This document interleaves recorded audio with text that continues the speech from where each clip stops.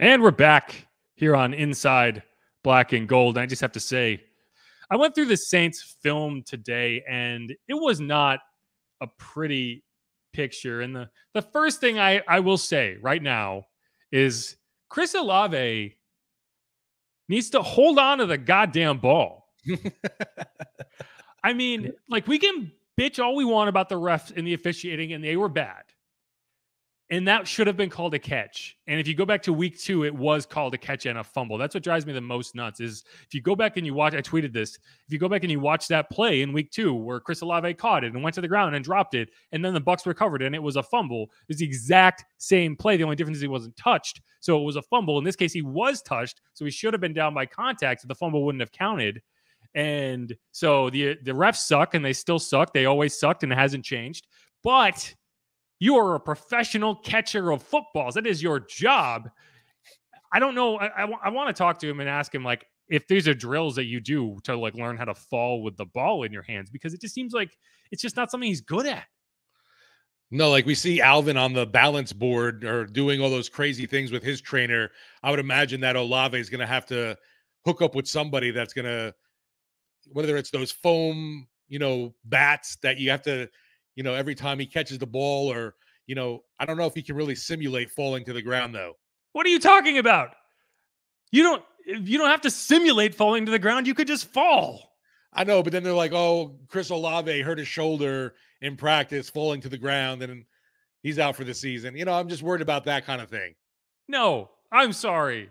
You should be able to practice falling to the ground with the ball. I mean, like, just have Jameis throw you the ball and catch it and fall. Like, that should be a natural thing. But it's like he doesn't understand how to do it, and that's what's frustrating. Because he just never got touched at Ohio State. I don't know. Well, I just think in college, you when you fall, you're done. You know what I mean? Like, when you hit the ground, like that week in week 2, that fumble, even if it was called a catch in college, he'd have been down by contact. Right. So, like, I think there, to an extent, you don't have to know how to fall because you don't have to worry about getting up. I don't know. I mean, that should have been a catch 100% of the time. That should have been a catch. But it's like, if that wasn't a catch, then week 2 shouldn't have been a catch. I don't know. Anyway, but he's got to learn how to catch the ball.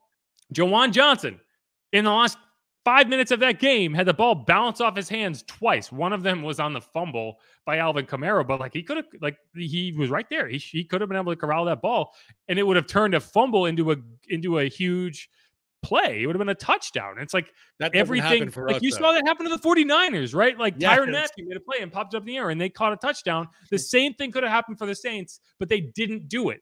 Like, that's the difference in that game. Right? Jawan Johnson on the next drive had a ball bounce off his face mask and he wanted a penalty. But it's like, no, just catch the damn ball. Taysom Hill had a ball bounce off his goddamn face mask. And you could say, well, why are we throwing a fade to Taysom Hill in the end zone? I'm going to say, catch the freaking ball. You're a football player. Anyway. Absolutely. You go back to the film and you look at this game, and the most frustrating thing is that the Saints very much could have won this game. It was a game they went into as 9-point underdogs and should not have had a chance to win, and did have a chance to win. The defense kept them in the game, and the offense could not get it done. And it's like, you can blame Andy Dalton if you want. It's always easy to blame the quarterback. I don't think he played that badly. But no, you go through the film, and and this is why, I think Jameis Winston should be the starting quarterback. Like, I do. I've said that. I'm on record. I've said it a billion times. But you go back through the film and you watch this game, and you're like, Andy Dalton's not the reason that they didn't get in the end zone, right? Like, so it's like you go back and you're trying to find reasons for them to bench him and go to Jameis Winston, and, like, he's not playing that badly.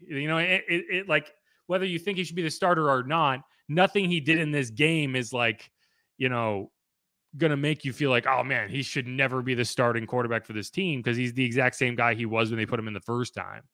And, like, they moved the ball. Like, they got into the red zone so many times. They got into the red zone enough times that if all you did was kick field goals, you might have won that game.